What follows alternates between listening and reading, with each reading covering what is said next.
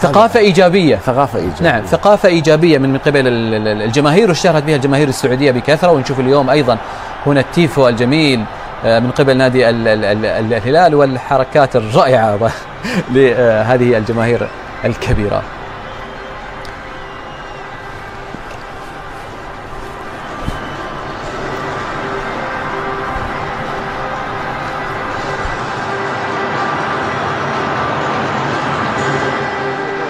كثير اليوم على الجمهور. اتمنى اليوم السد اليوم نقطه ايجابيه، هذا الجمهور يعطي الحافز الاكبر انه هو يكون قوي ونط قوي بالنسبه حق الهلال.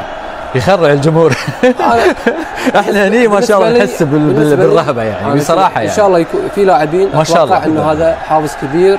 نبي هالثقافه تنتقل الى جميع بصراحه البلدان الخليجيه، لا جميع الجماهير الخليجيه.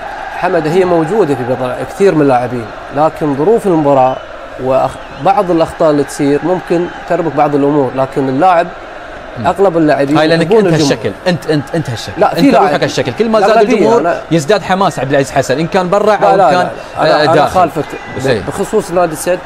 من اكثر الانديه اللي تتعامل مع الجماهير وكيف يتعامل مع المباريات الحساسه، بس اتمنى ان الاخطاء تكون قليله، والمدرب يعي امر واحد انه هو يكون نط قوي مع بدايه المباراه وليس متراجع بشكل كبير. احنا محظوظين حقيقه مع المشاكل اللي صايره بين، واللي كل يقول نادي الان في المملكه العربيه السعوديه كل نادي احنا الافضل احنا الافضل، فاعتقد الكاسب الرابح الاكبر هو الجمهور اللي حاول يستمتع والاعلام والنقل التلفزيوني.